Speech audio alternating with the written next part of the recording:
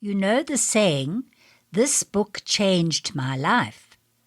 Well, I'm really honored and thrilled to share with you an author whose book did radically change my life, Brandon Bays. I want you to imagine turning back the clock 22 plus years when I was living in South Africa. I picked up Brandon's book, The Journey, at a time when my life was at an all-time low after losing my home and dog in a house fire and then divorcing my husband of 25 years, ending up broke, broken-hearted, and virtually homeless. Reading her book, I was mesmerized by her story of physically healing a basketball-sized uterine tumor in 6.5 weeks, which you can read in her book, The Journey, and which you will hear about later. A key component of the journey work is the forgiveness healing process. I had a strong calling to invite her to share this with post-apartheid South Africa, and the rest is history. We worked together for several years, putting the journey on the map in South Africa. I became the first trained journey practitioner in the country. My life healed mentally, physically, emotionally, and financially. As I say, her book and the journey process changed my life. I can't wait for you to hear how she wrote the life-changing book inside her, despite several early life traumas that almost shut her writing down completely. And you will hear how you can get a free copy of The Journey, so stay to the end. Hello and welcome to the Write the Book Inside You podcast. Tips, tools and interviews for coaches and healers like you who want to write a non-fiction book to boost your visibility, clients and cash flow while making a difference. I'm your host, Carol Westmore, a multi-published author and energy psychology tapping book coach. Now let's jump into today's episode. Brandon Bays is the world's leading authority on emotional healing and life transformation. She has dedicated her life to bringing healing and freedom to people around the globe. She is the pioneer of the Journey method, a mind, body, spirit, inner-directed process of physical, emotional well-being and spiritual awakening. Her book, The Journey, How to Heal Your Life and Set Yourself Free, has sold over 1 million copies, been translated into 23 languages, changing thousands of lives. My own included, but that's another story. Welcome, Brandon.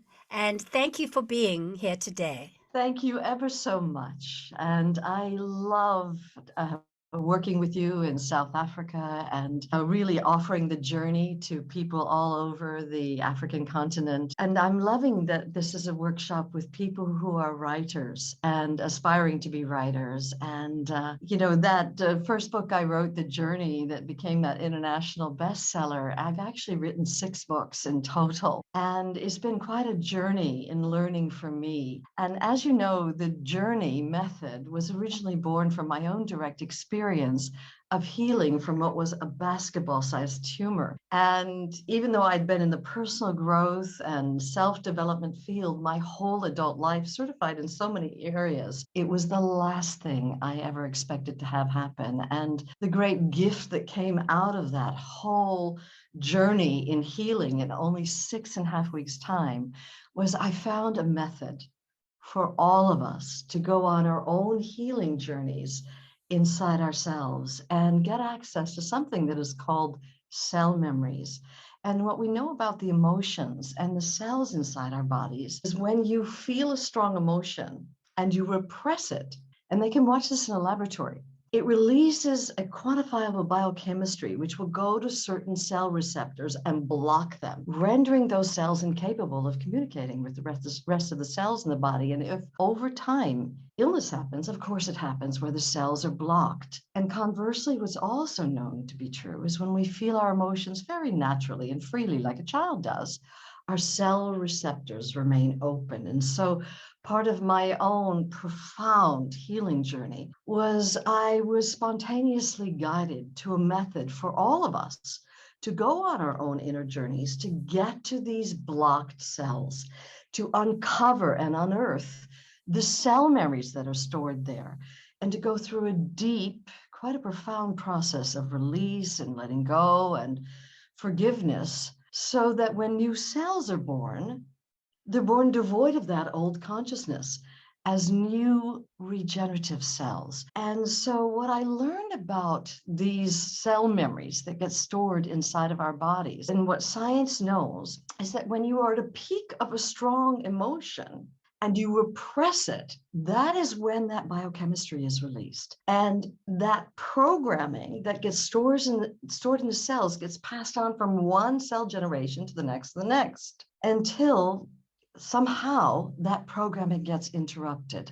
And that's what the journey offered for me. And what I found out as a writer, and I'm speaking to you as colleagues in this, is that we, all of us, have these, what I call silent saboteurs, stored inside of our bodies. And these repressed cell memories are there. And very often, when everything's going smoothly and we're writing prolifically and it's just pouring out of us, and suddenly we see a word that we've typed or written, and we look at it and we go, ooh, that's not right.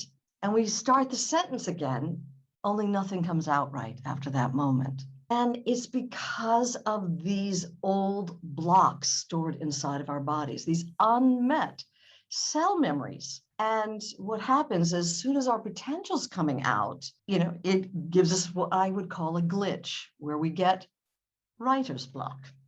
Or like, let's say you're a golfer, you could be winning a match and you know it's going to happen, but you can't stop yourself. Just as you're putting through that last putt, something glitches and you blow it. It happens with painters, where they're painting and everything's flowing out of them. One stroke doesn't look right.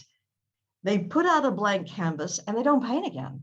And so one of the gifts of what the journey does for you is to unearth these silent saboteurs and uncover what is really blocking you. What is holding you back when you get to that place where the inspiration stops? Nothing comes out right anymore. And when you deal with it at that deepest level, at the level of the cellular level, and clear that out and meet and face what your emotional issue was, discover what went on at that time, go through a deep release, ultimately forgiveness of yourself, of others, of life, then when new cells are born, they're born devoid of that old consciousness as new regenerative cells, i.e. that silent saboteur is no longer programmed in your body, in your cells. So, yes, I was going to say, Brandon, I believe, in your own life as a writer, you know this only too well. Could you share that with us? So on the one hand, you had the physical healing of that tumor, I think it was in 6.5 weeks, by clearing out some of your emotional issues. But then when it came to writing, tell us your experience as a writer. When I was a young child, we had a very domestically challenged household. And part of the way I used to cope, I would read voraciously and go into my fantasy world with my books. And of course, I became a good reader and, a good speller. And when I was in the 3rd grade, our teacher, she asked us to do the most amazing thing. At 8 years old, she asked us to write a paragraph of a mini short story. I thought, oh my goodness, she's wanting us to be like those famous writers who I worship and adore. And I ran home and, with those big lead pencils, I didn't write one paragraph. I wrote 10 pages. I even remember the story to this day. I took my bundled copy of my 10 pages and gave it to my teacher. And I was so excited. And she actually read out my story as the one that she felt was the best story of all the kids. My mom, when she went to the PTA meeting at the end of the semester, and my mom came home and she said to me, Brandon, Your teacher thinks you have a real gift for writing. I never questioned, children don't, that this was true. And of course, what became my favorite topic? English and writing. The final year of high school, we had this one class, and it was called Honors English. And this old battle axe, on the Friday, she would take the whole 1 hour period of class and we would have to write. At the end of this semester of this very difficult class, I knew that I had a 96.3 average. I could maybe not just get an A, but an A plus. And so I did something we're not supposed to do. I ripped the report card envelope open and I looked at my report card and it said B plus. And I thought, how could that be? I know what my average was. And I said, but I noticed that I got a B plus, and I wondered if there was some kind of mistake. She said, no mistake. I had a 96.3 average. Wouldn't that normally at least warrant an A? She said, in most circumstances. She said, part of your grade is how I feel about you as a teacher and as a student.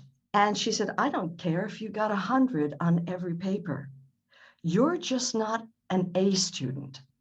Now, your boyfriend, he got 89 average, but I gave him the A because he's an honor student. He's got what it takes to be an A student. And it was like this wall just came slamming down inside of me. I thought, you know what? I don't care if I get 100%. I still don't have what it takes to be an A student. And I gave up my whole writer's dream. English became my least favorite subject. And when I got to university, gave up my dream altogether and decided to study philosophy and psychology. But I had to take English 101. And at the midterm, the teacher called up 2 people, and we were a class of 300 people. She said, I don't know what it is with you, Brandon. I feel that you've got this real talent, but it's like something's blocking you. Then the journey happened in my life. And I suddenly had this method that I needed to get out to the world, because if it was possible for me to heal, I knew it was possible for everyone else to heal. And I had a prayer that it get out to millions, which it has done. I simply sat down and every day I prayed. And I imagined a woman who would never read about the material that I was writing about in her dressing gown up in a small village in Yorkshire, that she would somehow get hold of this book and it would speak directly to her soul, that it would go in and that it would be simple truth speaking to the simple truth in her. And I had her in front of me and I kept saying, I'm writing this for you so you can go on your own path of healing. And what's so extraordinary, and it's now been, 24 years since that book was written, and it just, went around the globe like a wildfire, is that it appeals to people from all walks of life, because there was a purpose in the writing. And there was a desire to, bypass all the frou-frou of the mind, the la-la thinking, the fantasy, and really speak the simplest truth. Now, what is interesting, I have worked with writers who have experienced writer's block. And indeed, the screenwriter for Sleepless in Seattle, where he won the Academy Award for the screenplay, came to me. He was a month away from having to deliver this script, for which he'd received a payment for $1 million for this script. And he had written one word because he was experiencing writer's block. And I went back to my own experience of, this wall coming down inside, and knew that he probably had a silent saboteur stored inside him. That as soon as he was beginning to let the inspiration come out, the writer's block would happen. The wall would come down and he couldn't write a word. And I did a journey style process with him where we went inside of him and we got to the emotional root cause, the cell memories that were creating this writer's block in him. And what was happened, it was from specific cell memories that I'm not at liberty to tell you what they were. And they, when he was at a peak of a strong experience, like I was with that English teacher, that when you're at the peak, if you shut down, if the wall comes slamming down, then that biochemistry is released and it got stored in his cells. So we actually unearthed the cell memories that was blocking his writer's potential. And he went through a deep process of release and letting go and understanding, forgiveness, so that when new cells were born, they were born devoid of that old silent saboteur, those old cell memories. They were born as new regenerative cells. After he had his session with me, he began writing prolifically. And eventually, I didn't know that the name of his film was Sleepless in Seattle. But what happened was, about 3 years later, after he'd won the Academy Award, he called me up and asked for another session with me. And he said, I'm really coming to your, he actually came to a journey intensive is what he did. He said, I wanted to come to the journey intensive to learn what it is and how it is you do what you do, because that process won me an Academy Award. And so how does the journey apply to you as a writer? It applies to you because all of us have these silent saboteurs stored inside.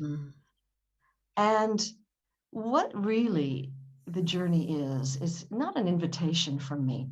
It's an invitation from your soul to go on a journey inside yourself, to clear whatever blocks you, whatever shuts you down, whatever holds you back on any level of being, so that this divine potential, mine happened to be at that time a gift for writing that got shut down. We all of us have gifts stored inside of us. We all of us have this divine potential, this creative genius stored inside of us. You uncover what's blocking that. You clear whatever blocks you on any level of being, in your relationships, in your career, in your creativity. And when you clear those blocks, then this divine potential that is your essence can be fully expressed, be fully realized. The inspiration comes out unfettered. And so it's really an invitation to everyone here that we all of us have blocks on any level of being. It can be that you're in a relationship with someone and it's getting very intimate and you know it's going to happen, but you cannot stop yourself. And you watch yourself as you explode the relationship and watch the love of your life walk out of your life. And so we, all of us have these blocks in different areas of our lives. And so what I really want to invite everyone to do is to investigate, free up this potential that lives inside of you. I had to become 42 years old until I was able to write the journey. When you were going through the process of healing your uterine tumor, the size of a basketball, do you think some of the forgiveness process had a knock-on effect, in time on your writing? Because I've found working with you for, I think, 2 or 3 years around the world with you, that as I cleared one issue, other issues would come up for healing and then be healed. You don't want a flood of people trying to get hold of you for a journey process. Because they want to be, what you've told us. So how do people, learn the process or contact other journey therapists, of which there are many around the world? And do you have a free gift for people to kickstart their investigation into the journey? Yes, I do. Now, first of all, you can get on the journey.com, and there's the original book that I wrote many years ago. We've done it in a more abbreviated form, but it's a free download. There are also meditations on that. You can get onto a journey intensive, and they're happening all around the world, where you really learn how to roll up your sleeves and dive in. And for people who are watching this, you'll get a special link where you will get 200 euros off the price of that journey intensive, which is a 2-day event. It's a total immersive retreat where it's online, and where you're not only getting the teachings with me, but then you're getting the guided introspections. And in the afternoon, you actually go through one-to-one processes with other people and feeling washed clean when you leave. But my deepest prayer is that you then take these tools into your life. And I always say, give the work away.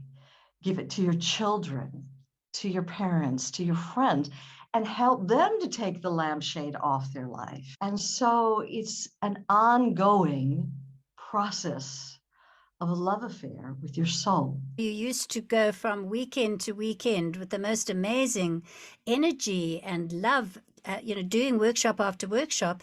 And it's interesting, since I spoke to you recently, that you have found it as effective online. It's just growing and has such an effect on people physically, mentally, emotionally, and spiritually. When I wrote the book, The Journey for Kids, the book begins actually with this story, how there was an 8-year-old boy. He had been diagnosed with not only dyslexia, but attention deficit disorder. And he was hostile in school. He couldn't focus, restless.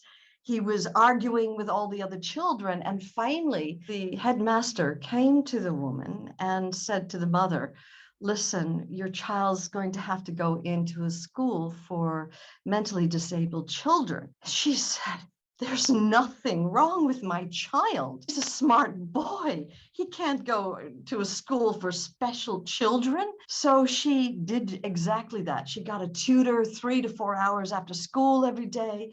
She did kinesiology with him. She went into hypnosis with him. She was trying everything. Someone gave her the journey book, and she thought, I wonder if this can work for my boy. She read the journey to him out of the journey book, took him on a journey, and he went back to a cell memory when he was only 5 years old. He was in kindergarten, in school. Now, he loved school, but the substitute teacher didn't know this about him, and they were starting to learn their ABCs. She would write a big A on the blackboard. All the children were given a piece of paper and a crayon, and they were supposed to draw an A. Now, he could see the blackboard absolutely clearly and could see the A. But when he would look down at his paper, obviously needed reading glasses, he couldn't see. Everything was blurry, and he was making a mess out of the letter A. The teacher came by, saw the mess that he'd made, and she thought he was having a bad attitude. So the next day, they went on to the letter B, and the same thing happened. Looking at his papers, his exact description was everything looked like worms squirming. And so he tried to write a B, and it became a mess. And she now thought, okay. And she marched him to the front of the room, held up this paper showing that he couldn't even write the letter B, and all the children laughed at him. And he ran to the loos. And he described what happened. It was as if something inside of him just shut down. And he decided he was too stupid, that he would never be good at learning anything. So what happens? This anger, this rage, this humiliation got stored inside of him as a cell memory. And every time he's welcome to learn, he's too stupid, he gets angry, he's hostile with everybody, he can't do the work. Now, some months later, they found out that he needed glasses. There was nothing wrong with him other than he needed glasses, but already the damage had been done. So in uncovering the cell memory, he not only went through a process of understanding what had happened, that the teacher just didn't know he needed glasses, but he found it in his heart to forgive that teacher. And something magical happened when he forgave. It was like he let go of all the resentment. He let go of all that pain so that when the new cells were born, they were born devoid of this whole block to learning. After the journey process, he started learning at school at such a rapid rate. He was always a smart kid. By the end of the semester, 3 months later, he turned out to be the top student in class. The so-called attention deficit disorder caused by that emotional block to learning. And so there's a great power in not only uncovering the block, but also there's a mysterious, profound healing power in forgiveness. That was really what, at the time, triggered me to beg you to come to South Africa, that I would promote you, because we were just going through the post-apartheid transition, and I knew there was much forgiveness to be done. And so thank you that you say how important that is. And the stories you've shared, your own story and that little boy's story, I'm sure have really given listeners food for thought about their own creativity in writing, but also maybe their children and people, close to them, or if they're coaches and healers, people they might be working with. So thank you, Brandon. Is there one last parting message about forgiveness or about anything else that I didn't ask you that you could share? Yes, about forgiveness. I once heard an enlightened master say that the root cause of all illness is lack of forgiveness. And I would say that the beginning of all healing begins with forgiveness. This is why the journey is used in medical hospitals around the world after people have had operations and they've had medical treatment. They then go have a journey process to get to the emotional root cause and to experience the healing power of forgiveness so that illness doesn't return. The power of forgiveness can never be spoken loud enough or strong enough. I think that's a very beautiful way to end, Brandon. Download a free copy of Brandon's book, The Journey, and 3 meditations for wholeness, healing, and freedom at www.thejourney.com. Go to Brandon's website, scroll down, and you will be able to download a free copy of her book, The Journey, and complimentary guided meditations.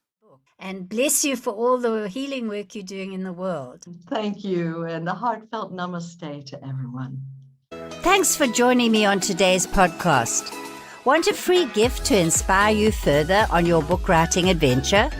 My free checklist, 5 book hook tips to kickstart your book writing journey, will help you get clarity on the key essentials to make your book a winner. Download it at writethebookinsideyou.com/free gift. The links are in the show notes. Until next time, a big virtual hug and keep writing.